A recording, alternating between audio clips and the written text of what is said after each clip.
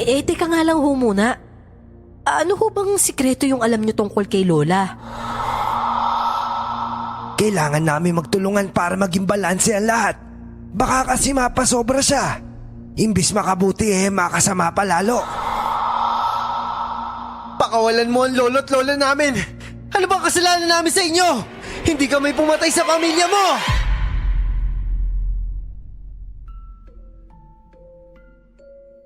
Minsan akong napadaan sa palengke kung saan ko narinig na nagpe-play ang channel ninyo.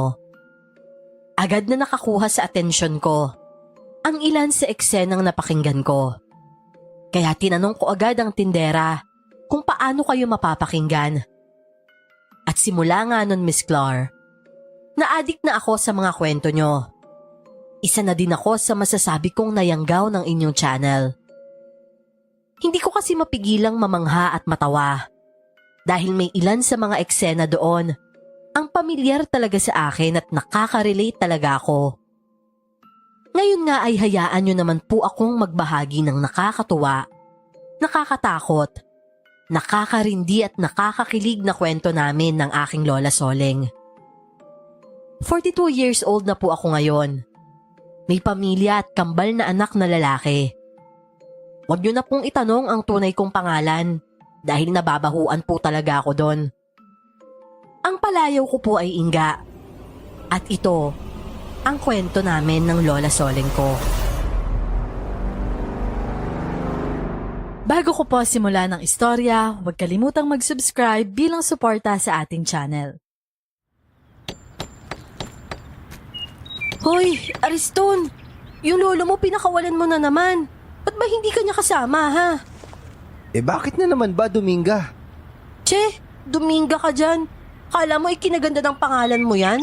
Puntahan mo na nga lang yung lolo mo dun sa pwesto namin. Dahil para na namang babaeng manok na putak ng putak eh. Ano? Bakit siya nandun? Ang sabi niya, magpapagupit lang daw siya. Ewan ko sa'yo. Naniniwala ka pa talaga sa lolo mo sa lagay na yan? Ewan ko din sa'yo. Diyan ka na nga, Dominga. Halos umusok ang ilong ko habang tinitingnan ko ng masama si Aris. Mabilis siyang naglakad noon papunta sa palengke. Ako naman ay sumunod na din agad. Nagbubunga nga pa din si Lolo Munding nang abutan namin sila sa pwesto ni Lola. Hindi na din yata nakapagtimpi si Lola dahil sinasabayan niya na din ang pagbubunga nga ng matandang lalaki. Ay sus! Ang sabihin mo, wala ka na namang magawa sa buhay mo. Kaya pinipeste mo na naman itong tindahan ko. Lumayas-layas ka nga dito, Manong. Kanina wala namang langaw. Nung dumating ka, ayan at dumami na. Ang baho kasi ng bunganga mong matanda ka. Aba! Sinong mabawang pagkatao't hanap buhay? Ako ba? Itong mga paninda mo pa lang, umaalingasaw na. Tapos nagtataka ka pa kung bakit marami langaw. Pwes, ang mga insektong yan, nagpupunta sa lugar na maraming dumi at mabaho. Kaya naman pala. Ayan at nakikita kong namamahay na sa bunganga mo. Sa bunganga ko sila namamahay dahil mabaho daw dito sa lugar mo. Di ang ibig mo palang sabihin nagpapakup-kup ka dyan sa bunganga mo. Aba, ano bang akala nila dyan? Puwet! Lola naman, pagkain po ang tinitinda natin. Bakit ba kayo nakikipag-away ng ganyan kay Lolo Munding? Huwag ka na magtaka sa lola mo, Dominga. Hindi talaga sensitibo yan sa mga bagay-bagay. Gawain niya yan Lo, ano na naman ba kasing ginagawa niyo dito? Sabi niyo magpapagupit lang kayo. Magpapagupit? Bakit? May magbabago ba sa ugali niyan kapag nagpagupit siya? Mangmang ka! Ang pagpapagupit sa mukha may binabago, hindi sa ugali. Ay, ganun pala. Nako, wag mo nang pahirapan ng mga barbero. Kahit mag-magic pa sila, hindi na mababago yung kulubot at pangit mong muka. Kumpara naman sa mukha mong parang bruha. Tingnan mo nga yung buhok mo. Kung hindi mukhang itlogan ng ibon abay mukhang pangkiskis ng puwet ng kaldero. Ano nga ang tawag doon, aba?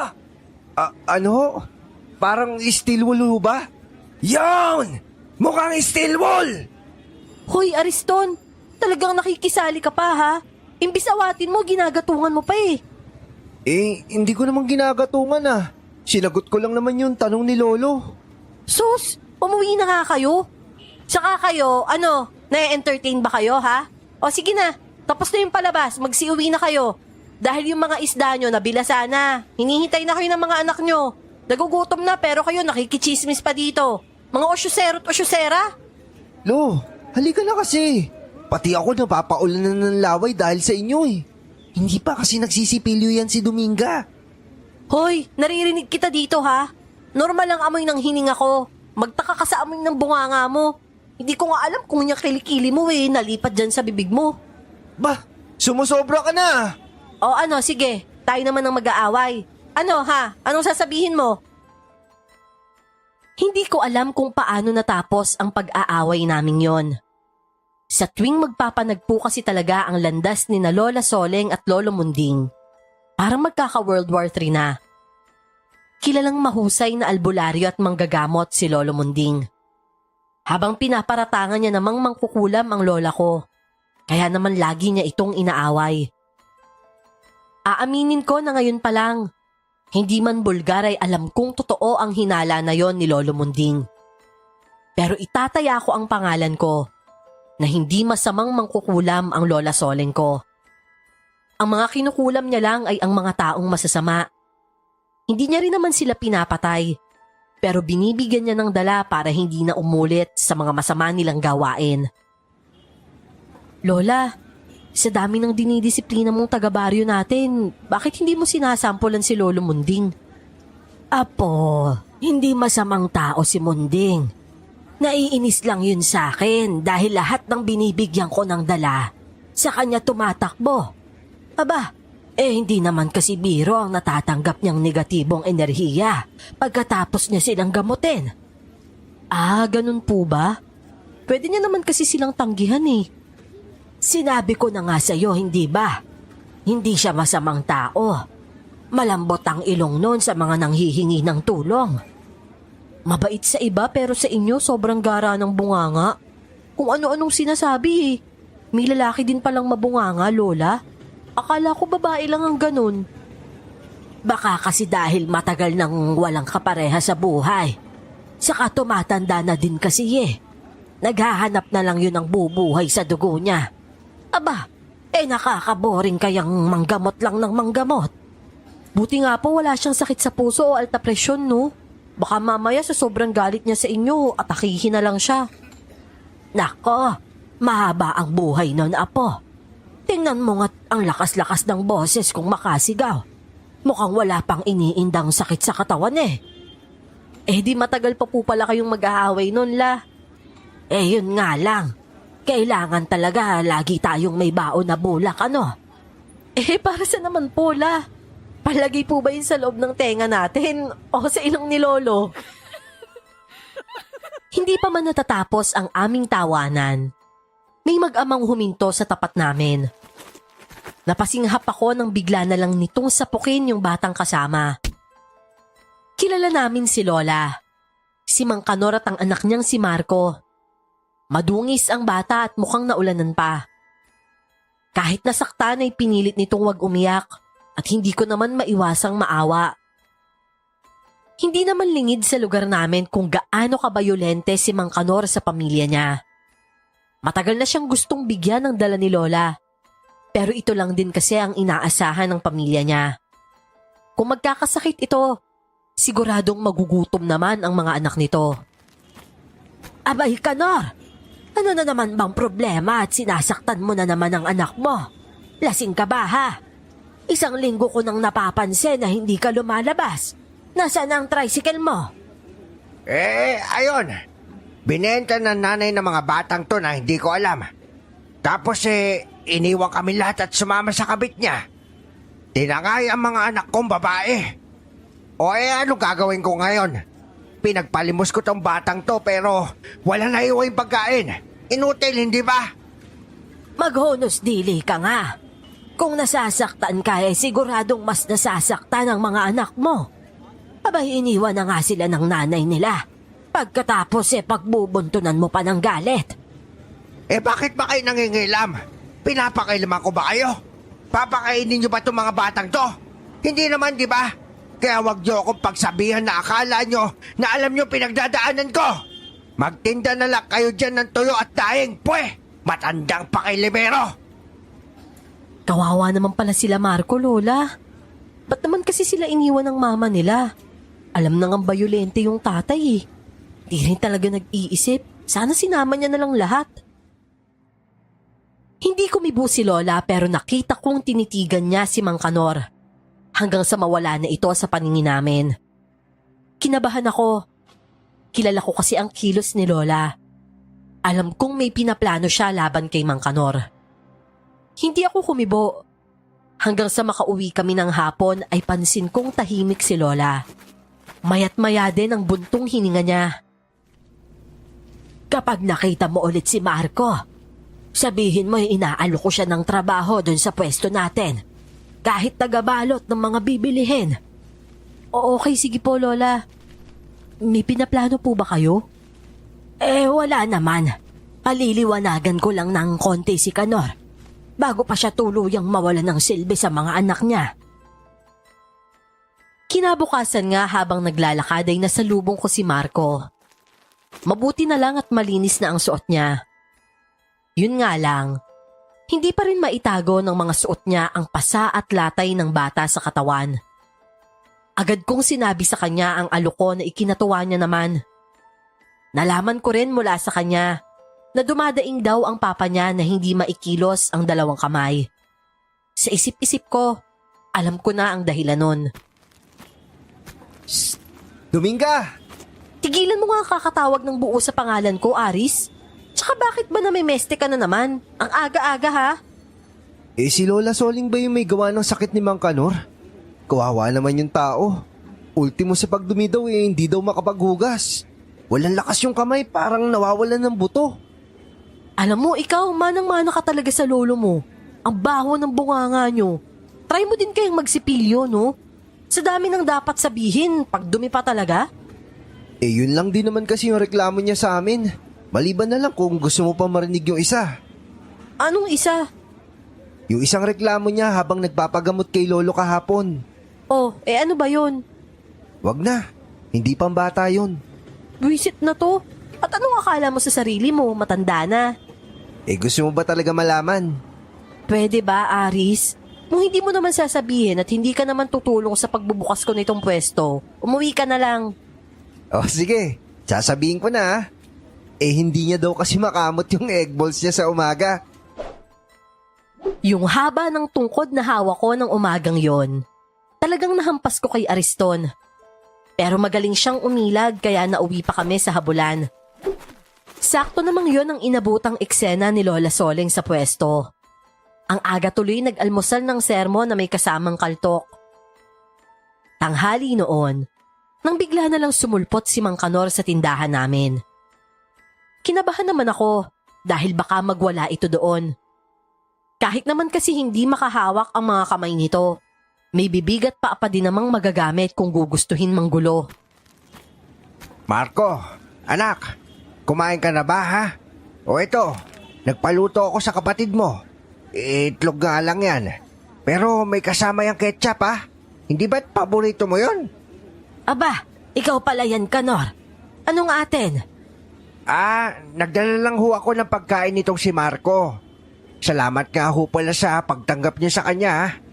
Malaking bagay ho yung nauuwi niyang pera at may ulam pa minsan. Akong dapat na gumagawa niyan para sa kanila. Mabuti naman at naliwanagan ka, Kanor. Ikaw na lang ang meron ng mga batang yan, kaya wag mong pabayaan ang sarili mo. Oo, Manang Soleng. Pasensya na kayo sa akin noong nakaraang linggo ha. Simula ngayon, pipilitin ko maging matino alang-alang sa mga anak ko. Parang kinurot ang puso ko sa nakikitang sinseridad sa mga mata ni Mang Kanor. Maging si Marco ay halatang masaya sa nakikitang kabaitan ng kanyang ama. Kaya paanong hindi ako mamamangha sa lola ko? Sabihin na nating itim na kapangyarihan nga ang meron siya. Pero para sa akin, mas nangingibabaw ang maliwanag na intensyon niya sa paggamit nun. At yon ay ang mapabuti ang mga taong nakakatikim nun mula sa kanya. Sabihin man ng iba na ang intensyon lang talaga ng mga ganitong may kapangyarihan, manakit o di kaya naman ay pumatay ng kapwa. Ako pa rin ang higit na nakakakilala sa aking Lola Soleng. At base sa pagkakaalam ko, halos lahat ng binibigyan niya ng dala natututo sa huli. Gaya na lang kung gaano kaimportante ang naging kaliwanagan sa isip ni Mang Kanor. Matapos lang ang halos 5 araw na pagpapahirap sa kanya ni Lola. Abay, mabuti naman at naawa ka na doon sa tao, ano? Pero bakit sa dami naman ng parte ng katawan sa kamay pa? Hindi mo ba alam kung gaano karami ang gamit ng kamay natin, Soleng? Bakit ba dito ka na naman kumakahol, ha, Monding?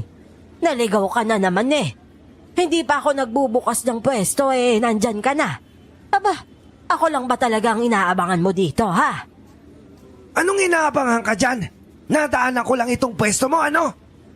Yun naman pala di sana dumiretso ka na lang. Bakit huminto ka pa? Ganon ba ako kahalaga sa'yo, ha? Abay, mga labot ka nga sa sarili mo, Soleng. Ano ka ba? Nagmumurang kamatis? Diyos ko, hindi pa ako nasisiraan ng bait, no? Mabuti nang nagkakaintindihan tayo, Monding. Napansin ko kasing favorite mo kung inaaway. Baka naman kasi ka ako, type mo pala ako, kaya ganon. Abay, mahabagin Diyos. Makalayo-layo na nga dito at baka masok ka pa ako. Hindi pa ako nababaliw para pumatol sa amoy daeng. Aba, hoy. Hindi bali ng amoy daeng. Kesa naman sa amoy lupa. Akala mong kung sinong malinis ito. Nanggigitata naman ng mga patay na kuko sa paa. Lola naman kasi.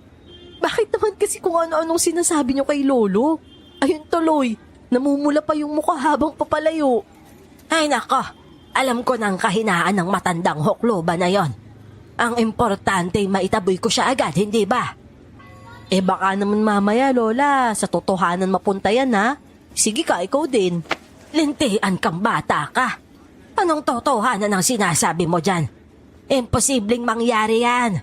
Hindi mo ba nakikita ang mga itsura namin? Ilang taon na lang matatanaw na namin ang liwanag.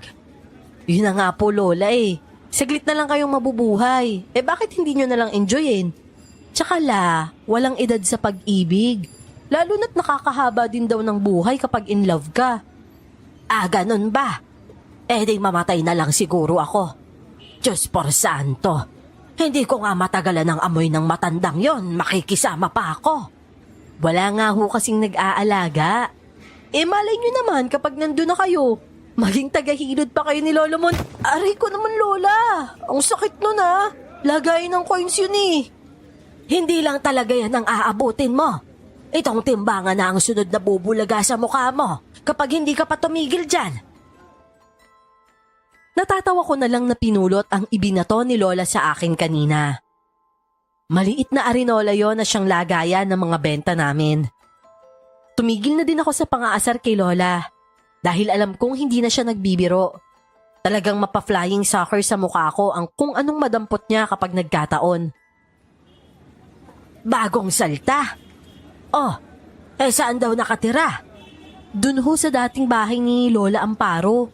Baka sila yung mga kamag-anakan, Lola. Buti naman naisipan nilang tirahan yung malaking bahay na yun. Sayang din kasi. Baka nga yung anak ni Amparo. Nakakatuwa naman kung ganon. Baka mas pinili na ng pamilya nilang manatili dyan kaysa bumalik sa estate. Marami nga sila, Lola Hindi ko mabilang kanina. Tapos 2 lang yung kaidaran ko. Lahat na halos matatanda na. Marami? Paanong marami? Iisa lang naman ang anak ni Amparo. Basta marami, Lola. Siguro mga 15 katao sila. Ang dami nilang bumaba sa van kanina Talaga? Hindi yun ang anak ni Amparo. Baka binenta na nila yan. At yung mga sinasabi mo ang nakabili. Posible din ho. Tsaka alam mo ba, pakiramdam ko ang weirdo nila. Paano ba naman parang mga robot nung bumaba sa sasakyan? Parang iisa yung kilos. Tapos mga nakashade silang lahat. Siguro mayayaman yung mga yun. Lola? Lola Soleng! Ano kung nangyayari at natulala kayo dyan? Wala naman. May naisip lang ako. Sige na.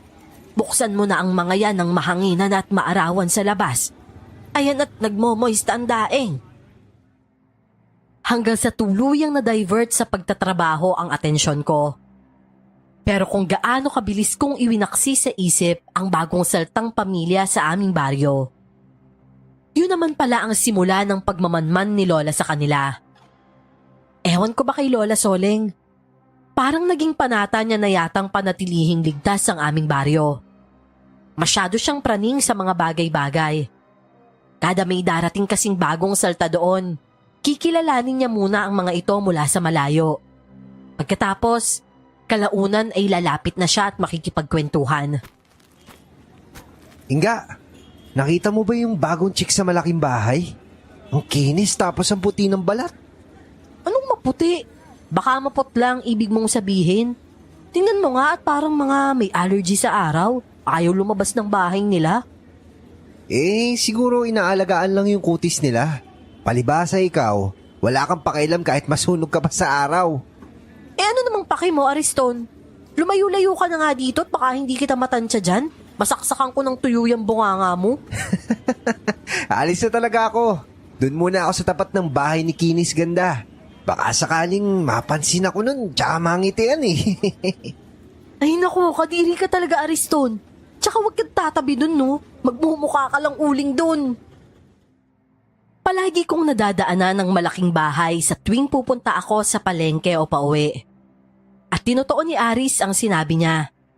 Lagi nga siyang nakatambay sa katapat na tindahan nun. Isang araw, nadaanan ko siya ulit. Naisipan kong asarin siya, kaya inabutan ko ng 20 pesos. Oh, ano to? Aris? Uy, ikaw pala yan. Kala ko kasi pulubing na mamalimos eh. Sira ulong to. Lakas mo man trip ah. Paano ba naman kasi ang init-init pero parang kang basang sisiw dyan? Ano ba nangyayari sa'yo at parang dyan ka na halos tumira? Si Lolo Munding ba ay natutulungan mo pa ha? Abay, oo naman. Tsaka umalis ka nga dyan. Baka mamaya sumilip si Ganda. Kailangan ko siyang makawayan at mangitian, no? Ay naku, mukhang ikaw dapat ang ginagamot ni Lolo Munding. Hindi kaya nagayuma ka na? Ano kung nagayuma? Ang swerte ko naman kung ganun. Tsaka kahit na hindi niya ako gayumahin, wala lalaking hindi magkakagusto sa kanya. Paano kung sabihin ko sa'yo ngayon na hindi naman siya maganda? Na mukha siyang bruhat na bubulagan ka lang? Maniniwala ka ba? Ha? Mais ka nga, Inga. Baka naman nagseselos ka lang dyan o insecure ka. Hoy, excuse me, hindi no. Bahala ka dyan. Ang importante, sinabihan na kita. Kahit naman kasi magkaaway tayo at ang mga lolo't lola natin. Ayoko pa rin mapunta ka sa bruha, no? Pero ikaw bahala. At least ako, hindi ako nagkulang sa'yo. Bala ko lang naman talaga siyang pagtripan. Pero hindi ko akalain na seseryosohin niya yung mga sinabi ko. Mabilis siyang tumayo mula sa pagkakaupo at naglakad pa uwi. Alam kong naguluhan din siya noon sa mga sinabi ko. Kilala ko si Aris dahil albularyo ang lolo niya. Talagang naniniwala siya sa mga gayuma o pambulag. Pag-ikot ko para sana maglakad na pauwi, isang lalaki ang lumabas mula sa loob ng bahay. Hindi nalalayo ang edad naming dalawa. Pagtingin niya sa gawi ko, agad na nagtama ang mga mata namin. Ngumiti siya at kumaway pa pero ako, hindi ko alam kung bakit may kakaiba akong naramdaman. Mabigat ang presensya niya, kaya imbis na gantihan ko ng ngiti, ngiwi ang naitugon ko. Nakita kong pinangunutan siya ng noo at bumalik na din ulit sa loob. Nandyan ka lang palang bata ka. Kanina pa kitang hinihintay ah. Ano bang tinatanga mo sa bahay na yan ha? May lalaki po kasi kanina. Pangiti-ngiti tapos kakaway-kaway pa. Tapos bigla na lang sumimangot at pumasok. Ano kaya yun? Ang weirdo talaga ni Lala. Iyang bunganga mo nga. Mamaya naririnig ka ng mga yan eh. Ho? Lola talaga. Paano naman ako maririnig ng mga yan eh? Ang layo-layo ko naman sa bahay nila. Tsaka, ano pong ginagawa nyo dito? Magdidilim na po ah. Ang bagal mong umuwi. Eto't mamimili ako ng suka at toyo dito sa tindahan. Anong oras mo ba sinara ang pwesto? 6:00 ho. Akin na nga lang ho yung pambili at ako na ho ang bibili. Paalis na kami ulit ni Lola. Nang siya naman ang mapansin kong nakaharap sa bahay. Nang gumawi ako sa tabi niya, doon ko lang napansin na parehas namumuti ang dalawa niyang mata. Kinabahan ako. Baka kasi may makakita sa amin. Niyugyug ko siya pero hinawakan niya lang ng mahigpit ang braso ko. Lola! Lola, ano ba naman kayo? Bakit ngayon pa? At saka bakit dito? Nababalot ng dilim ang baryong ito. Dadanak ang dugo sa lupa. Ano ho? Lola naman eh. Bumalik na ho kayo, please naman. Wala silang patawad. Mga halimaw sila. Uubusin nila ang lahat at wala silang ititira. Napasinghap ako. Nang mula sa kung saan ay natanaw ko ang paparating na bulto ni na Ariston at Lolo Munding. Napakagatlabi na lang ako. Pakiramdam ko maiihi ako na madudumi sa kaba. Sinubukan ko pang yugyugin ulit si Lola, pero mas humigpit lang ang hawak niya sa braso ko. Oh, anong nangyayari dyan sa lola mo? Bakit parang bilas ang isda ang mata niyan? Lolo, tulungan niyo na lang po ako, please. Mababalot ng dilim ang baryong ito. Dadanak ang dugo sa lupa.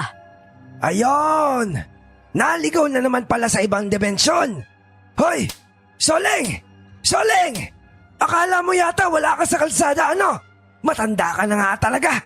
Nag-uulyanin ka na!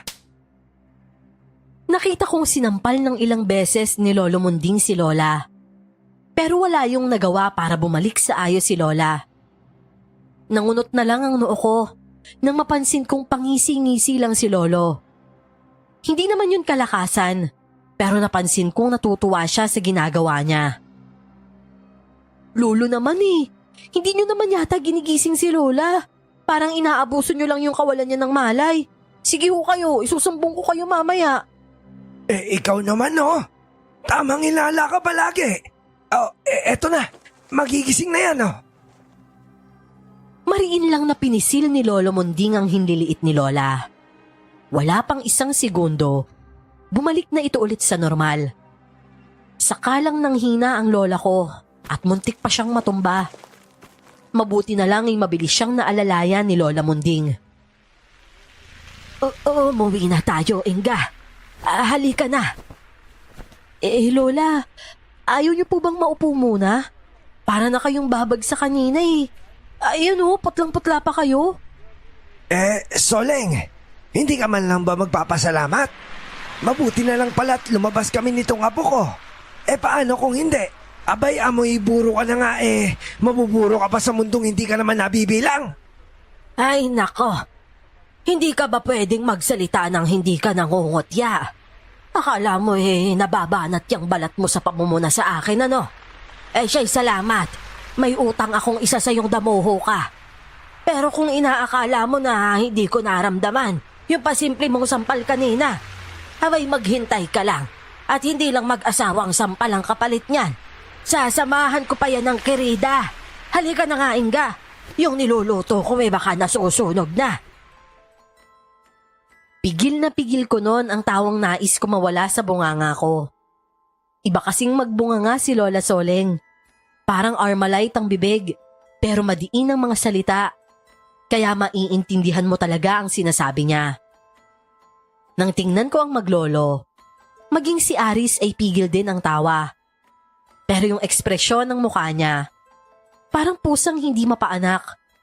Halos manlaki pa ang butas ng ilong niya at mga mata. May nakakatawa ba, Apo?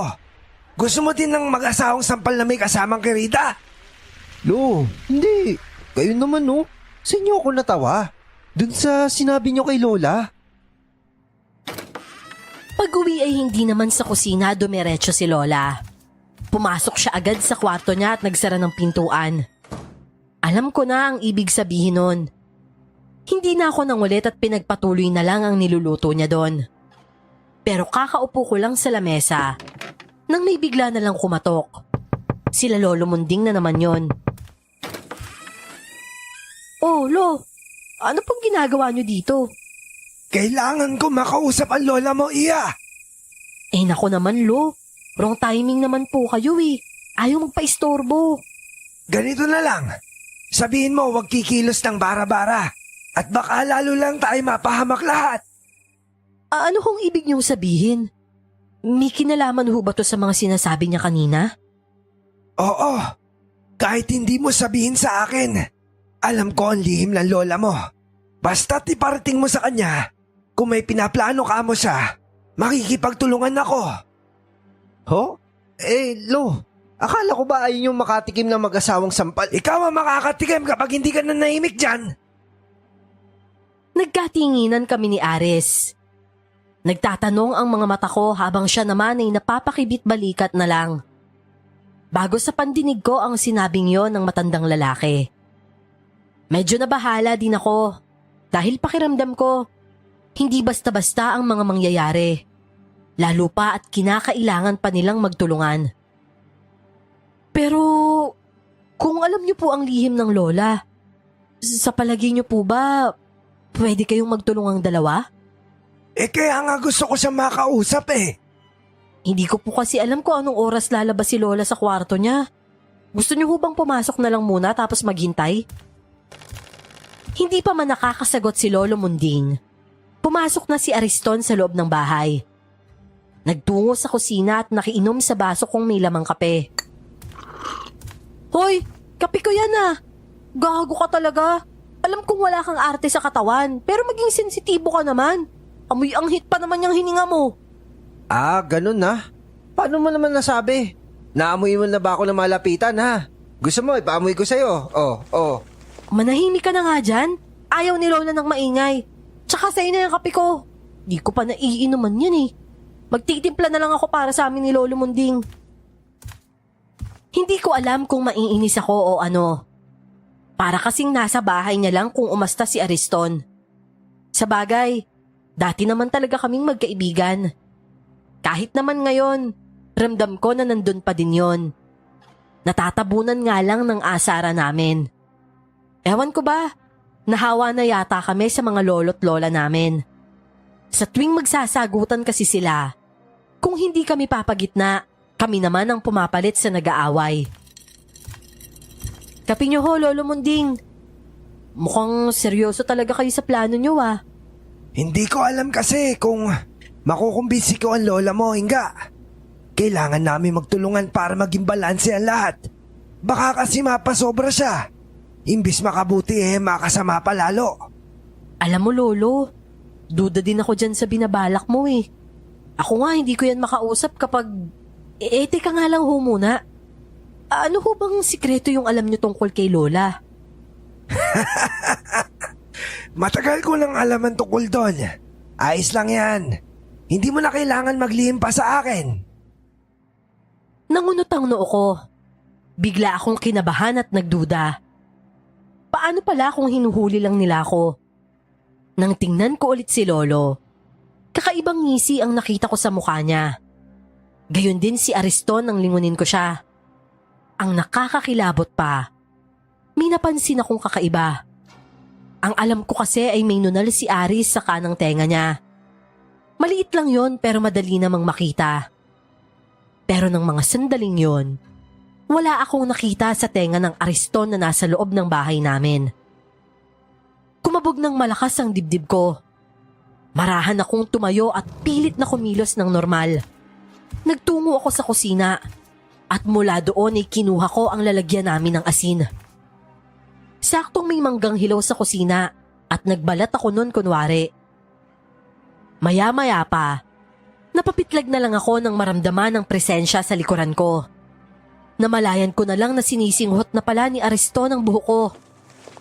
Sinadya kong may asin ang kamay ko nang humarap ako sa kanya at pigilan siya sa braso. Aris, ano ba? Inga, bitawan mo ang kamay ko. Inga, hindi mo naman ako tinatawag sa palayaw ko dati ah. Bitawan mo ang apo ko, Inga! Lumayas kayo sa pamamahay namin kung ayaw niyong sabuyan ko kayo nitong asin. Alam ko hindi kayo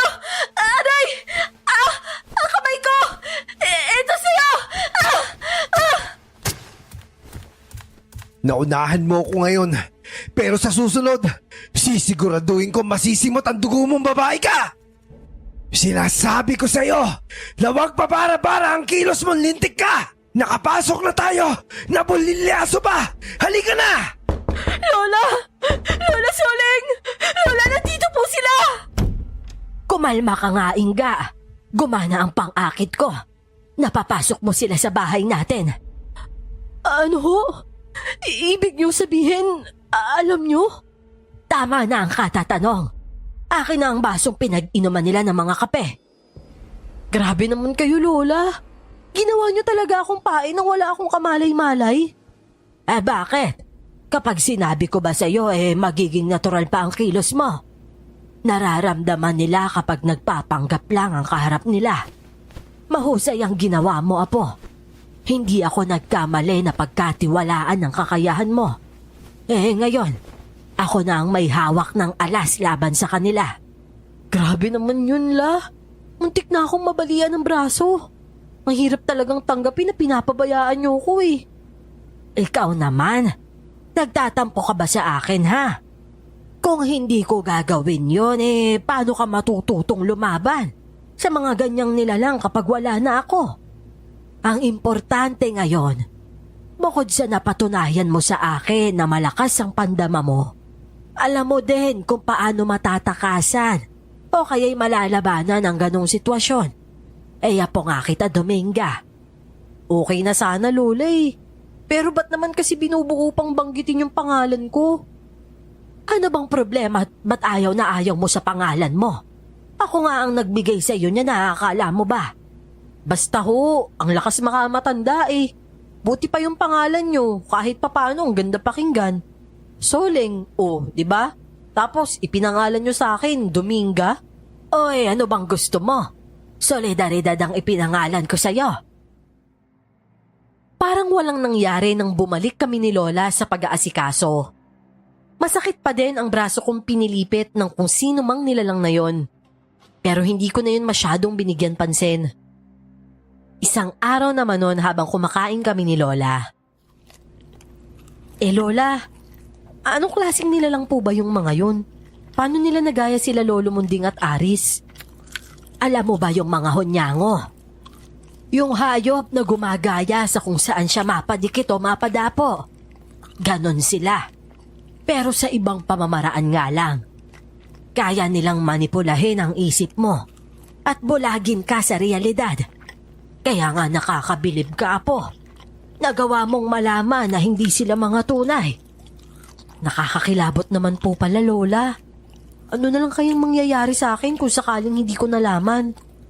Hindi ka naman nila basta magagalaw. May protection ka na galing sa akin. At saka lalabas na ako noon, syempre.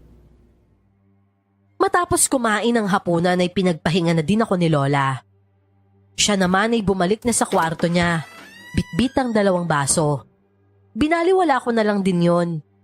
Dati naman akong sanay sa ginagawa ni Lola. Yun nga lang, dati ay hindi ko naman nalalaman kung tuwing kailan niya ginagawa yon. Dominga! Ay, Diyos ko pong Dominga. Ano ka ba naman? Iwasan mo na kasi yung kakakape mo, iya! Lolo Munding? Ay ako nga! Ano ba nangyayari sa yung bata ka? Hindi pa ako patay ha? Para ka kasi nakakita ng multo eh. Yung lola mo, nandyan ba? Wala pa ho. Bakit ho? Gusto ko sana siya makausap. Yung lingon ko talaga nun kay Lolo Munding. Hindi ko alam kung aatras ako o tatakbo. Ganun na ganun kasi ang boses niya kagabi. Maya-maya naman noon ay bigla ring dumating si Ariston at muli akong napasigaw. Hoy! Dominga! Ay, peste ka! Ano ba naman kayong maglolo? Ba't kung san-san kayo sumusulpot? Huy, bibig mo, Dominga. May matanda sa harapan natin. Ano ba kasing ginagawa mo at ganyan yung reaksyon mo? Oh, Lo, ito po yung kape nyo. Kayo na ba talaga yan? Nagkatinginan silang dalawa at maang na napatingin na naman sa akin. Parehas ding nangunot ang noo nila. Si Ariston ang unang lumapit sa akin, pero umatras na naman ako. Alam mo, hindi ka effective na artista. Ang pangit mo umarte. Umayos ka nga, Dominga. May sakit ka ba? Ayos lang yan, Apo. Sila talaga yan. Saka pa lang ako nakahinga ng maluwag. Inis kong inirapan si Ariston at nilagpasan. Napanganga na lang siya at napailing. Lola Soleng, may sanib po ba tong apo nyo? Kinabahan ako, baka bigla na lang magbali-bali yung katawan tapos sugurin kami habang nakabaliktad yung katawan niyan. Tarantado, wala ka kasing alam sa nangyari sa akin kagabi eh. Pasalamat ka nga nakakapagtimpi pa ako. Kung hindi, baka nawasa ko na yung mukha mo. Bakit ba? Ano ba nangyari sa'yo? Huwag mo nang tanungin. Ano bang ginagawa nyo dito? Hindi ka naman siguro maniniwala. Kung sasabihin ko sa yung mangungutang ako sa mga tinitinda mo, di ba? Kung yun lang naman bakit hindi? Konsensya ko pa kung magutom ka ngayong araw. Soleng, gusto lang kita makausap ng tayo lang. Makahulugan na naman kaming nagkatinginan ni Aris. Lihim na nangingiti parehas. May sinseridad kasi sa tinig ni Lolo Munding. Tila nakikiusap siya kay Lola Soleng na unang beses ko lang nasaksihan. Ay nako, alam mo Munding, kung gusto mo talaga akong makausap, huwag mo akong kulitin dito sa tindahan ko. Mamayang hapon pagsasara ko, kami ang dadayo sa bahay mo. Talaga? Hindi ka nagbibiro? Tingnan mo itong matandang ito. Bahala ka nga sa buhay mo. O siya, sige.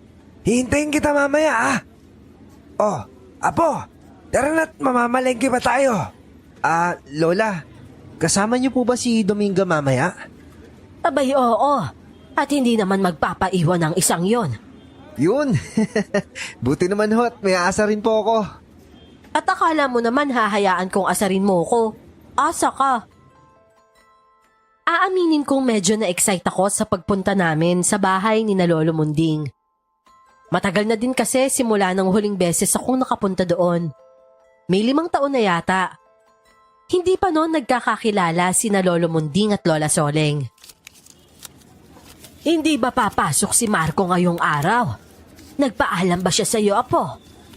Hindi nga ho Baka hahabol na lang po yun mamaya. Hindi naman gawain ng batang yun na magpalit sa trabaho. Madalas nga nauuna pa siya sa atin dito, hindi ba? Yun nga po, Lola. Gusto niyo po ba puntahan ko mamaya? Nako, wag na. Baka mamaya makita ka na naman nung isa sa 2 sa umatake sa atin kagabi. Hayaan mo na. Baka may importante lang siyang inaasikaso. Kapag nakita natin si Kanor, siya na lang ang tanongin natin. Naging kargador na kasi sa palengke si Mang Kanor. Pero maghapon din namin siyang hindi nakita doon. Kaya lalo kaming nawalan ng ideya kung bakit hindi pumasok si Marco ng araw na yon.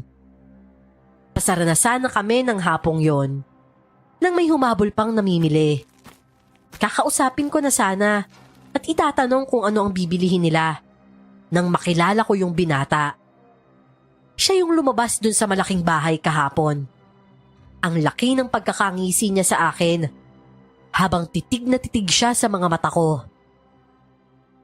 Hi miss, may gusto sana akong bilhin, pero hindi paninda mo. Oho? Ano kong ibig niyong sabihin? Ikaw ang gusto ko. Pwede ka ba? Tara na. Nako, hindi pwede.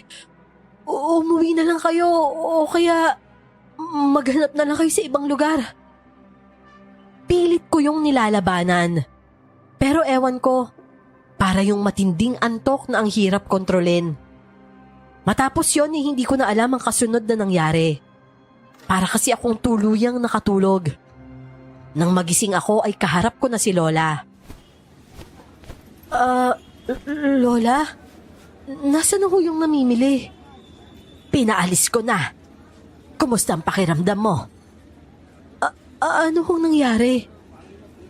Muntik na kitang hindi abutan. Sasama ka sana sa kanila kanina. Ano ho? Hindi sila titigil. Nakita nila tayo kahapon. Halika na. Kailangan na nating magmadali. Baka hinihintay na din tayo ni Namunding. Kahit nang naglalakad na kami ni Lola, parang lumulutang pa din ang isip ko. May mga pagkakataong para akong mapapapikit at makakatulog. Paglabas namin ng palengke, saktong nakita namin sina Aris na naghihintay sa amin. Parehas na malaki ang ngiti nilang dalawa. Ang nakakatawa pa, pormado pa sila. Bahagyang nawala ang hilo ko dahil natawa talaga ako. Ano ba naman yung mga buhok ninyo? Sa kalabaw nyo ba yan pinadilaan o sa kabayo? Sa baka namin. Maganda ba? Samahan kita minsan, Soleng. Baka gusto mo din padilaan yung buhok mo. Aba, epektibo itong pampauna. Aray ko!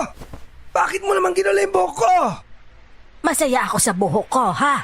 Bastos itong matandang ito. Halika na nga. At baka sa daan pa tayo abutin ng dilim. Lo, mauna na po kayo ni Lola. Mabuti pa'y alalayan mo ang batang yan, Aris. At baka yan ay nanghihina pa. Halata nga po eh. Namumutla din. Dominga, ayos ka lang ba? Mas magiging ayos ako kung Inga lang yung itatawag mo sa akin. Malumanay lang ang naging paglalakad namin. Hindi ako kumikibo dahil wala talaga ako sa mood. Mabuti at tahimik naman kaming lahat kahit nang marating na namin ang bahay ni na Lolo Munding. Sa labas pa lang, langhap ko na ang amoy ng latik ng niyog. Alam mo na ba ang balita, Soleng? Huwag ka nang pabitin na matanda ka. Diretsuhin mo na yung sinasabi mo. Aba, bakit naman ang init ng ulo mo? Imposible namang may dumadalaw pa rin sa buwan-buwan. Lintik ka talaga. Uuwi na nga lang kami. Sorry na. Tungkol dun sa sinasabi ko, hindi ba trabahador mo yung batang si Marco? Kaninang umaga, pumarito si Kanor. Hinahanap niya yung anak niya. Minsan kasi, inuutusan ko yung mamili ng pandesal. Pero hindi nga kako nagawi dito. Pupunta nga din sana yun sa pwesto nyo eh. Galing naman kami doon. At wala din kako yung batang yun doon. Nasan daw ho si Marco? Nakita na po ba? Wala pa nga daw eh. Hindi ko alam kung naghahanap pa si Kanor ngayon. Lumapit na po ba siya sa barangay? Oo. Pero wala pa naman daw kasing 24 oras. Saka, kilalang gala yung batang yun, hindi ba? Pero iba ang duda ko dito. Hindi na po gala si Marco, Lolo. Dahil may trabaho na siya sa amin eh. Nagagala lang naman yun noon dahil naghahanap ng pera. Abay, wag kang basta magbitaw ng espekulasyon mo, Munding. Baka may makarinig sa'yo.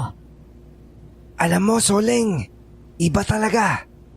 Yung matandang nagpagamot kanina sa akin dahil nalalabo daw yung paningin. Nararamdaman ko sa kanya ang presensya ni Marco. Ikaw ba yung bumulag sa matandang yon, Soleng? Kung totoo man ang sinasabi mo, marahil ay nahuli na ako, Munding. Kung bukod sa nangangamatay na ang ilang alagaing hayop dito sa atin, may bata pang madadamay. Siguradong hindi ko sila mapapatawad.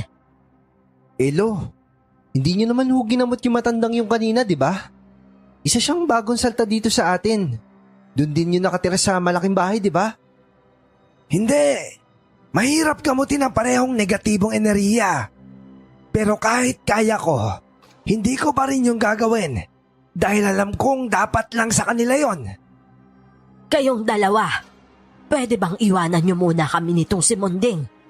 Lumayo lang kayo pero wag kayong lalabas. May kailangan lang kaming pag-usapan. Sige ho, Lola. Basta't ligtas naman kayo dito, Lola, di ba? Aba, iya. Hindi ba dapat ako yung sinasabihan mo mag-ingat dito sa lola mo? Kayang-kaya niyo na ho yan, Lolo Munding. Konting lambing lang naman. Dominga! Ito na nga ho, Lola. Lalayo na po. Maging ako ay napakamot na lang sa batok. Ang totoo ay naghahalo ang pag-aalala at tuwa sa puso ko ng sandaling yon. Mas lamang nga lang ang pag-aalala, kaya nang kami na lang ni Ariston, tahimik pa din ako. Hindi ako sanay na ganyan ka, Dominga. Inaalala mo ba si Marco? Oo naman. Masipag at mabait ang batang yun eh. Sana talaga naggala lang siya, no? Dasal ko din yan simula nang malaman ko nawawala siya. Talaga ba? Marunong kang magdasal? Hoy, ano bang akala mo sa akin? Mapangasar lang ako, no? Pero marunong ako magdasal. Eh ikaw ba? Lalo na si Lola Soling, nagdadasal ba siya? Oh, ba't naman siya nadamay dito? Hindi ko naman dinamay si Lolo Munding ah. Huy, nagdadasal si Lolo Munding, no? Namamanata din yan tuwing 9 ng Enero. Pero sa bagay, ang akala naman talaga ng mga tao sa kapangyarihan ng mga albularyo, manggagamot, galing sa Diyos eh. Aba, parang may laman niya sinasabi mo ah. Ano pinupunto mo? Hindi mo na ako kailangan pakinggan, Aris. Paniniwala ko yun. Wala naman akong balak na kontrahin yung paniniwala mo. Eh mabuti pa nga. Baka mauwi na lang tayo sa pag-aaway nito eh. Hay. Pero alam mo, Inga, minsan naiinis ako kay Lolo. Normal lang naman yan. Ganyan din ako minsan kay Lola eh. Siyempre, matatanda na sila. Makukulit na din talaga. Hindi yun eh. Naiinis ako kasi kahit ganyan si Lolo. Alam mo ba na suportado niya si Lola Soling sa mga ginagawa niyang pagkukulam? Anong sabi mo? Alam mo yung tungkol kay Lola? Matagal na, no? Si Lolo mismo yung nagsabi sa akin. Si Lolo lang naman yung dahilan kaya karamihan sa kinukulam ni Lola tumitino. Tapos kinabukasan naawayin niya si Lola. O di ba? Parang nakakaloko lang. Minsan kasi naisip ko, baka inaasar niya lang talaga si Lola para mapansin siya. Totoo ba yung sinasabi mo, Aris? Pero bakit naman susuportahan ni Lolo si Lola? Eh di ba bawal yun? Hindi naman yung suporta na lalabagin niya mismo yung sinumpaan niyang gawain. Gagamutin niya pa din. Pero papayuhan niya na humingi ng tawad. O di kaya naman magbabago para umepekto sa pagpapagaling niya sa kanila. Ayun, di ba? Effective naman kasi sinusunod siya ng mga tao. Hindi ba't ganun din yung layunin ni Lola? Napatango na lang ako at hindi na nakapagsalita pa. Bigla akong na-guilty. Naalala ko na minsan kong sinabihan si Lola na kulamin na lang din si Lolo Munding dahil lagi naman siyang pinag-iinitan. Hindi ko naman sukat akalain. Nasa likod pala noon ay nakasuporta din ito sa layunin ni Lola. Nang sandaling yon, nasiguro ko na din. Hindi sa hindi kilala ni Lolo ang nangkulam. Sadyang hindi niya lang nagagawang ilaglag si Lola sa mga naging pasyente niya. Dahil kung oo, bakit ni minsan ay walang bumalik na kulam kay Lola Soleng? Inga! Inga, gising na! Inga! Uy, nahanap na daw si Marco. Oh, talaga? Nasaan daw siya? Hindi ko nga rin alam eh. Magulo yung kwento nung nakausap ko.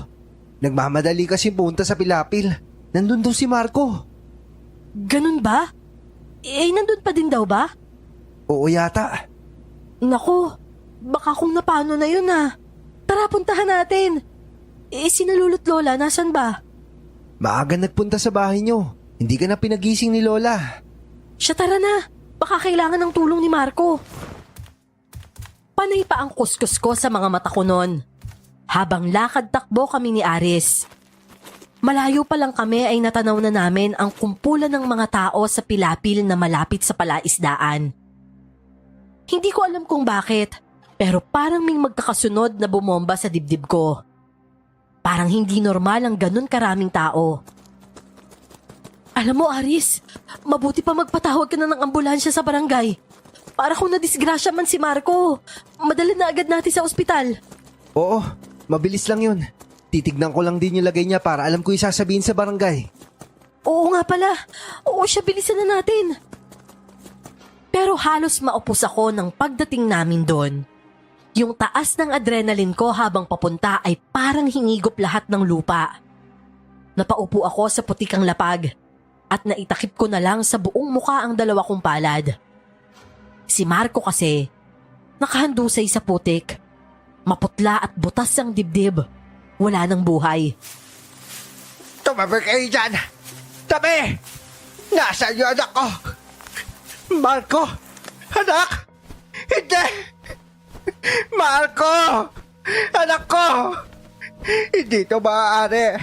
Ano nangyari sa iyo? Ano nangyari sa anak ko? Ano nangyari sa kanya? May nakakalab ba? Sino may gawa dito sa iyo? Sino? Hindi totoo to. Marco, hindi! Anak ko, gumising ka! Wala namang sasalita sa inyo! Sino sabi may gawa dito? Mang Kanor! Mang Kanor! Tama na ho yan! Alam ko mahirap puminahon, pero pilitin niyo po sana. Anak ko, patawarin mo ako. Patawarin mo ang papa. Nagbago na ako. Bakit ngayon pa? Bakit? Habang ako ng mga sandaling yon, halos hindi na rin makahinga sa impit na pag-iyak. Hindi ko magawang tingnan ang nakakaawang itsura ni Marco. Ang malaanghel niyang muka, pero nasa sitwasyong kalunos-lunos at hindi katanggap-tanggap. Oo nga't ilang linggo ko lang siyang nakasama. Pero sapat na yon para mapalapit ng husto ang loob ko sa kanya. Mabait siyang bata. Puno ng buhay at positibo sa lahat ng bagay. Saksi din ako sa pagtupad ni Mang Kanor sa pangako niya noon kay Lola. Masaya nang pumapasok sa amin si Marco at ibinibida pa kung paano sila inaasikaso ng kanilang ama. Eto, tanggapin mo na kayanan namin tulong para sa'yo, Kanor. Kamusta? May balita na ba sa pag-iimbestiga ng mga kapulisan? Wala ho, Tata Munding eh. Ang sabi, walang lead na mahanap. Wala din witness. Imposibleng mahuli daw ang totoong kriminal. Ganun ba? Nakakalungkot naman. Ang hirap talaga makamit ng hustisya kapag batas ng taong pinag-uusapan, ano? Nang bigla na lang lumuhod si Mang Kanor sa tapat ni Lolo Munding. Umiyak ito at humingi ng tulong. Agad naman siyang itinayo ni Lolo. Mabuti na lang at wala pang ibang bisita ng mga sandaling yon. Itinaon talaga namin na kami pa lang ang naroon para mas makausap din namin ng personal si Mang Kanor. Ano ka ba? Tatay ka, Munding. Magpakatatag ka. Lalo na kapag bumalik yung mag-ina mo. Huwag ka mag-alala ha. Sisiguraduhin ko sa'yo na bibigyan natin ng hustisya ang nangyaring ito sa anak mo. Pakiusap. Gagawin ko ang lahat. Palaman ko lang kung sino ang gumawa dito sa kanya. Kanor, wala kang dapat gawin kundi magtiwala sa akin. Mangako ka na hindi ka gagawa ng anumang hakbang. Naintindihan mo ba? Oo. Sige ho. Nangangako po ako. Pero, karapatan ko din malaman siguro kung sinong gumawa dito sa anak ko, hindi ho ba? Hindi sino. Kung hindi ano, Kanor. Mga nilalang ang walang awang pumaslang sa anak mo. Nilalang nagahaman sa panahon at kagandahan. Puso at dugo ng inosenteng bata ang kinakain nila para manatiling maganda at sariwa. Ang ikinababahala namin baka hindi lang si Marco ang una at huling batang makaranas ng ganito dito sa baryo natin. Anong ibig yung sabihin nila lang, Aling Soleng? May halimaw ho sa baryong ito. Tama ka. Pero huwag ka mag-alala. Mas malakas ang ginagamit namin laban sa kanila. Ilang araw pa maliban sa paningin mawawalan na din sila ng pangamoy at panlasa. Hanggang sa kusa na lang silang alis dito. Yung ba yung mga bagong salta ho yung tinutukoy nyo? Walang kumibo sa dalawang matanda. Agad namang nagpuyos ang dibdib ni Mang Kanor. Sabunot niya ang buhok habang nagpapalakad-lakad sa harap namin. Ako naman ang mga sandaling yon, nakatanaw lang sa nakadisplay na larawan ni Marco sa ibabaw ng kabaong nito. Tulo pa din ng tulo ang luha ko noon. Hindi ko alam kung bakit hindi ko makontrol. Hindi ko sila mapapatawad. Walang kapatawaran ang ginawa nila. Huwag kang kikilos nang hindi sumasangguni sa amin, Kanor. Nagtiwala ako sa iyo. Sana ay ganun din ang gawin mo para sa amin. Kami na ang bahala dito. At asikasuhin mo na lang ang pamilya mo. Higit kailanman ay ngayon kanila lubos ang kailangan. Maayos namang nailibing si Marco. Hindi ko na din nakitang ganun kamiserable si Mang Kanor. Sa isip ko noon, baka tiwala na din siyang mabibigyan ng hustisya ang kanyang anak balang araw. Maraming salamat po sa inyo, Aling Soleng, Tatang Kanor. Baka iuwi ko na lang po muna ulit yung pamilya ko sa probinsya ng asawa ko. Nagkasundo naman ho kami at doon na kami magsisimula. Abay, mabuti yan, Munding. Paano naman yung bahay at lupa mo? Ibebenta mo na ba? Oo, may buyer na po ako nakausap. Sapat na yung halaga para makapagsimula. Masaya ako at sinunod mo ang payo namin. Hindi kita bibiguin, Kanor. Isang tipid ng ngiti ang naging sagot niya kay Lola bago tumango. Matapos ang usapan, nauna na din kaming umalis noon sa sementeryo. Nang lingunin kong muli si Mang Kanor, nahuli ko siyang seryosong nakatingin sa amin habang papalayo kami. Medyo nabahala ako. Hindi ko maipaliwanag, pero parang nakita ko pa sa mga mata niya ang matinding galit na kinikimkim. Ano po bang kinakabahala mo? 1 linggo na simula nang umalis sila, Mang Kanor. Sigurado akong tahimik na yun sa probinsya nila ngayon. Oo talaga oh. Tigil-tigilan mo na nga yung kakaisip mo ng hindi maganda. Naalala ko lang kasi, tumata kasi sa isip ko yung kakaibang tingin niya eh. Ganun talaga eh. Galit at sakit ang iniwan niya dito sa lugar na to. Kahit sino naman magulang yata eh. Kami muna ni Aris ang pansamantalang nagbubukas ng pwesto namin ni Lola sa palengke. Kami din ang nagtitinda maghapon. Busy kasi si Lolo't Lola at hindi naman nila inilihim sa amin ang pagiging abala nila sa pag-oorasyon at pagpapadala ng sakit sa dayong pamilyang nanggugulo sa aming komunidad. Lola, bakit hindi na lang yung matinding sakit ang ibinigay niyo sa mga halimaw na yon? Ayun oh, isang bata na naman ang naging biktima. May isa sa pamilya nila ang malakas at nalalabanan ng pinapadala kong sakit. Pasensya ka na, Apo. Medyo mahina na kasi ang lola mo. Malalakas ang kalaban namin. Kung ibubuhos kong lahat natatakot akong maiiwan na kitang mag-isa. Ano? Hindi la! Wag! Lola, sorry po talaga. Patawarin niyo po ako, hindi ko po sinasadya. Nadala lang po ako sa bugso ng damdamin ko. Tahan na, Apo ko. Nauunawaan ko. Maging ako ganyan ang nararamdaman ngayon. Pakiramdam ko binibigo ko na din si Kanor sa pangako ko hustisya para sa kanyang anak. Hanggang ngayon kasi wala pa ring lumalapit ni isa sa pamilyang dayo para makipagkasundo sa akin. Huwag ka mag-alala, Iha. Ginagawa namin ng lola mo ang makakaya namin. Marami sila at malakas. Hindi yung basta-basta. Lalo na gusto namin matapos ito ng hindi nalalaman na kababaryo natin. Ayaw namin mataranta sila at mabahala. Nauunawaan ko na ho. Patawad po ulit, Lola. Mag-iingat po kayo ha. Ayoko pang mawala ka. Hindi ko po talaga kakayanin. Ikaw din po, Lo ah. Tamang enerhiya lang ang ilabas mo araw-araw. Huwag kayong papasobra. Talaga, Apo. Sa edad ko namang ito inaasahan mo pa bang makakarami pa ako? Lolo talaga oh. Parang may laman na naman yung banat mo ah. Aba, ikaw lang naman nag-iisip na masama Marumi kasi ang utak mo. Bakit kaya hindi mo gamitan ng klorin, Apo, para pumuti? Kung pwede ko nga lang ho talagang labahan to, Lo, baka ginawa ko na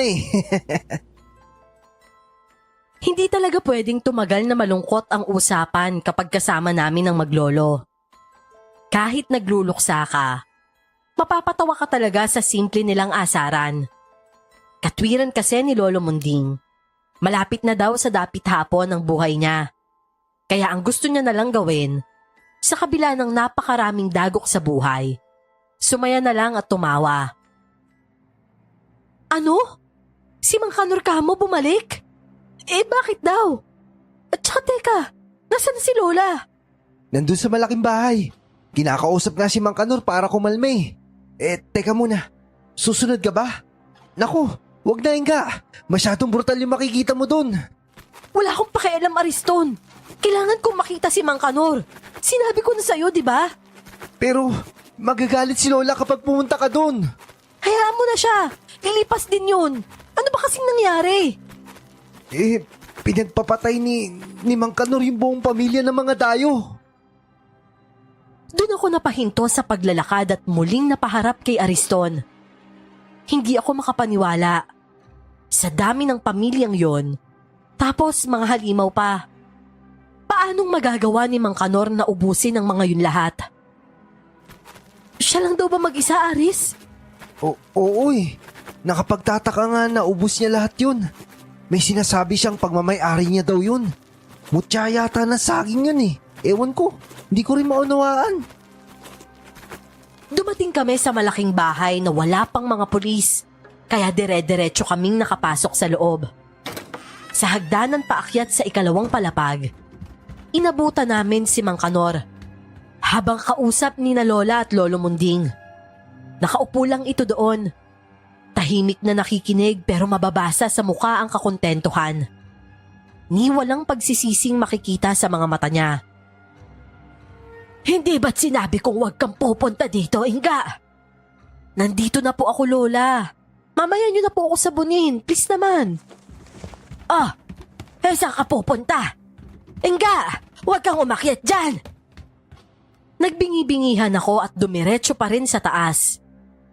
Sa hagdan pa lang ay may mga dugo na nagkalat. Habang umaakyat, isang bulto ang unti-unti ko ring natatanaw. Hanggang sa tuluyan na yung tumambad sa akin. Napasinghap ako at halos bumaliktad na ang sikmura. Paano ba naman? Magkakapatong sa iisang lugar ang mga katawan na walang buhay. Ang siste ay wala ding ulo ang mga ito dahil ginawa yung display ni Mang Kanor paikot sa mismong mga katawan. Sinasabi ko na sa'yo na huwag ka pumunta dito eh. Tigas ang ulo mo. Hindi ako lalaban. Okay na ako. Okay na ang anak ko at nakamit niya na ang hustisya niya. Hindi ko to pinagsisisihan. Hindi. Mas marami pang buhay ang niligtas ko. Kung alam niyo lang siguro, hindi niyo ako magagawang pusasan at ikulong. Mga mangmang kasi kayo. Ayaw niyo idilat ang mga mata niyo para malaman niyo ang totoo. Bago tuluyang sumama sa mobile ng mga pulis, may binigay pa siyang contact number ng pamilya niya sa amin. Ipabatid daw sana namin na tapos na ang misyon niyang pagbibigay hustisya para sa kanilang anak. Ano ba tong ginawa mo, Mang Kanor? Imbis na nananahimik ka dun eh. Paano ng pamilya mo niyan? Maayos na ang buhay nila doon. Binigay ko na lahat ng pera ko sa asawa ko. Nakapagsimula na sila na maayos na buhay. Sinayang mo yung buhay mo sa mga walang kwentang nilalang na yan eh. Masayang yung buhay ng mga batang uunti-untiin nila. Masaya ako makakatulong sa dalawang matanda. Napakalaking tulong na sa karamihan sa mga yon ay binulag nila at wala ng pandinig. Sabihin mo, best wishes sa kanila. Ang lapad pa ng ngiti ni Mang Kanor habang papasakay sa mobil. Kasunod nun ay narinig ko naman ang malakas na buntong hininga ni Ariston sa tenga ko. Akala ko itong bagong saltang pamilya lang dito yung weirdo. Mas malala pa pala si Mang Kanor. Ano kayang ginawa niya? Paano niya nakayang sikmurain yung ginawa niyang yun? Hindi ko siya pinapansin. Obvious naman kasi na gusto niya lang kuhain ang atensyon ko. Sa dami ng nangyari, kung hindi lang siguro matibay ang dibdib ko, baka nabaliw na din ako. Akala ko pa naman para sa atin yung best wishes na sinasabi niya. Manahimik ka na nga lang, Aris. Paano mo pa nagagawang magbiro sa sitwasyon ngayon, ha? Hindi naman ako nagbibiro. Masarap talagang masabihan ng best wishes tapos tayong dalawa. Ewan ko sa'yo, i-best wishes mo yung mukha mo. Nakakabilib ka naman. Ni konting amor wala akong makita dyan sa mukha mo. Bakit? Normal ba sa'yo yung ganitong eksena? Bakit? Anong gusto mo? Umiyak tayo tapos magluksa. Kahit hindi naman sana ganun. Basta ilugar mo lang yung pagpapatawa mo. Minsan kasi wala na sa lugar eh. Nakakatuwa talaga tong araw na to eh. Kaya nga nagpapasalamat pa ako kay Mang Kanor. Ano? Nababaliw ka na talaga, Aris, no? Ilang katol ba yung nasinghot mo? Bakit ba? Hindi ba dapat lang na mag-celebrate tayo dahil tapos na yung lihim na pakikipagdigmaan ng lolo't lola natin? Hindi na manghihina sila araw-araw. Ayaw mo ba nun? Kasi ako, awang-awa na ako sa lolo ko. Tuwing uuwi siya sa bahay, hindi na siya halos makakain dahil ubus na siya. Hindi naman yun eh.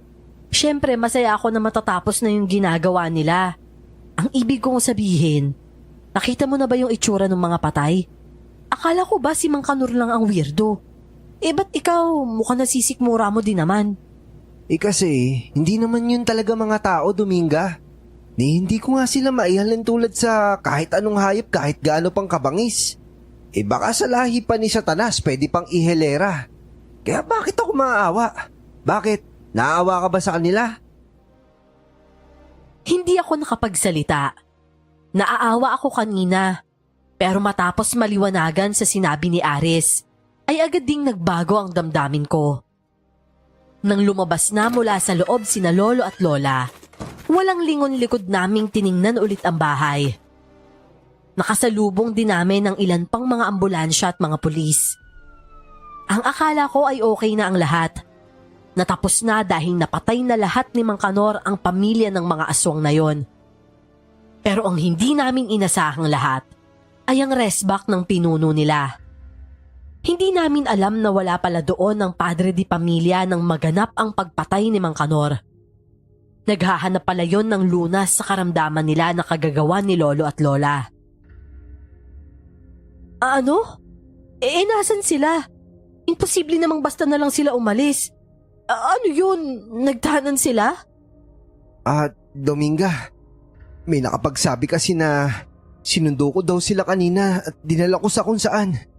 Di ba mula pa na umaga magkasama na tayo dito sa pwesto nyo? Hindi pwede to, Aris. Posible ba? Oo, nangyari na nga eh. Baka may hindi napatay si Mang Kanor sa mga halimaw na yun. Kaya tayo yung binabalikan ngayon. Isara na natin to. Sigurado akong nandun lang sila sa dating bahay ng mga hayop na yun. Dominga, kumalma ka muna. Kailangan natin magplano. Ano pang plano ang sinasabi mo dyan? Wala na tayong oras. Kung naduduwag kang sumugod, maiwan ka na lang dyan. Kailangan ko iligtas ang lola ko. Hindi na kumibo si Aris noon pero sumunod siya sa akin. Umuwi muna ako sa bahay para kumuha ng ilan sa mga pangontra. Lalo na yung tubig na inorasyonan niya at hinaluan ng kung ano-anong aromatiko. Paglabas ko ay halos matawa naman ako sa itsura ni Aris. Pinigilan ko na lang. Nagmukha kasi siyang katutubo. May ipinahid siyang itim sa mukha niya at may sukbit na itak at dalawang mahaba at manipis na buho. Halika na. Kailangan na natin sila ma-rescue habang hindi pa dumidilim. Oo, tama. Tara na. Pero sigurado ka ba hindi ka mahihirapan sa mga bitbit mo? Hindi. Matibay na panlaban to mga to. Itong itak na to, hindi to basta-basta. Nilakad lang namin ang papunta sa abandonadong bahay. May nakapaikot pa doon ng mga dilaw na nilagay ng mga pulis 1 linggo pa lang ang nakakaraan. Pagpasok namin, agad naman naming nakita sina lolo at lola. Nasa malawak silang sala. Magkatali-kurang nakatali habang nakaupo sa mga kahoy na upuan. Lolo! Lola! Huwag po kayong matakot. Kakalasan ko na kayo, ha? Huwag kang magmadali, Iya. Maigi naman at hindi kayo natagalan. Pakawalan mo ang lolo't lola namin. Ano bang kasalanan namin sa inyo? Hindi kami pumatay sa pamilya mo! Hindi ka pa mahusay magsinungaling, bata. Hindi ako tanga gaya ng inaakala nyo. Ngayon, magsama-sama tayo sa impyerno!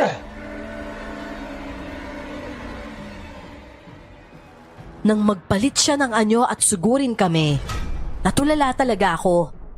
Ang akala ko handa na akong sumugod. Pero tuluyang nanigas ang katawan ko. Para kasing hindi nagsisink in sa akin ang mga nakikita ko.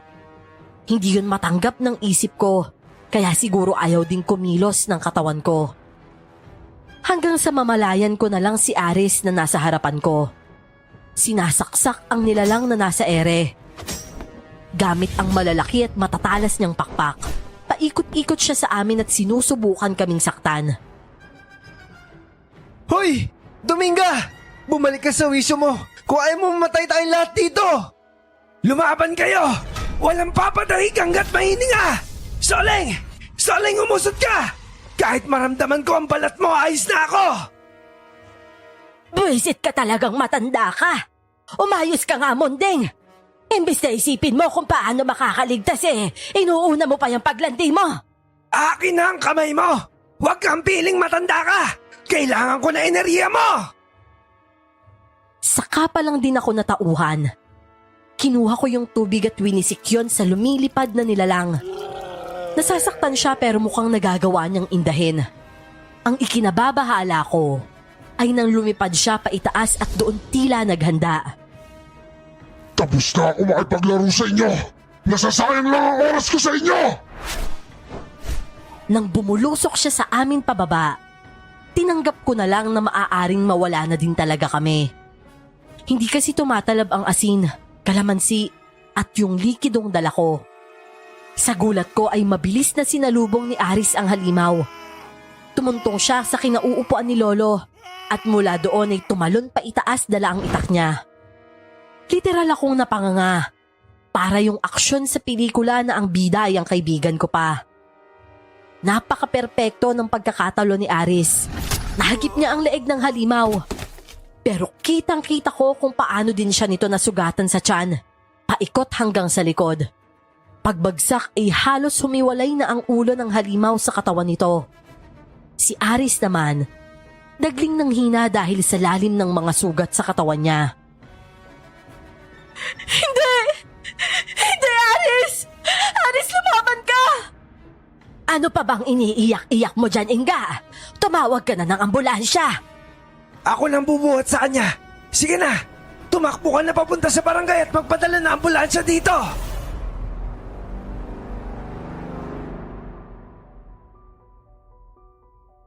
Nangyari ang lahat ng ito, Miss Clark, taong 2002 pa. Hindi naman liblib ang baryo namin. Ang totoo ay malapit yun sa syudad. Pero hindi ko alam kung nadyaryo man lang ba ang nangyaring yon o hindi. Hindi rin kasi ako mahilig magbasa o manood man lang ng TV. 2005 naman ang ikasal kami ni Aris. Opo, Miss Clark. Swerteng nakaligtas ang kolokoy na yon at nahulog din ako sa patibong ng lalaking yon. Kahit madalas ay nauuwi kami sa asaran. Bago matulog ay nagiging maayos naman kami. Sina Lola Soleng naman at Lolo Munding na natiling magkaibigan. Nagtapat din ng pag-ibig si Lolo pero ayon kay Lola, mas magiging maayos kung magkaibigan na lamang sila. Ewan ko ba, pero minsan kasi kahit wala namang dapat orasyonan dahil tumigil na din naman si Lola sa pangkukulam, pumapasok pa din si Lolo sa kwarto niya. Maraming salamat po sa matyagang pagbabahagi ng aming kwento, Miss Clark. Dasal ko na sana magtuloy-tuloy pa ang paglaki ng mga channel ninyo.